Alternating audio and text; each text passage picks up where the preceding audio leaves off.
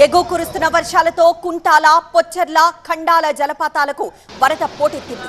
వరద నీరు ప్రమాదకరంగా ప్రవహిస్తోంది. దీంతో జలపాతాల దగ్గర ఆంక్షలు అమలు చేస్తూ పర్యాటకులను నిలిపివేశారు.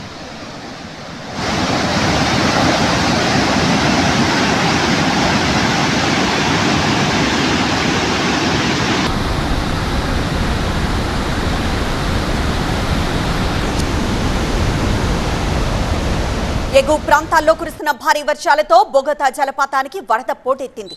వరద ఉధృతంగా ప్రవహిస్తూ ఉండడంతో పాటు ప్రమాదాలు పొంచి ఉన్న నేపథ్యంలో అటవీ శాఖ అధికారులు జలపాతాల గేట్లను తాత్కాలికంగా మూసేశారు. పర్యాటకుల సందర్శనను నిలిపివేస్తూ ఆంక్షలు అమలు చేస్తున్నారు.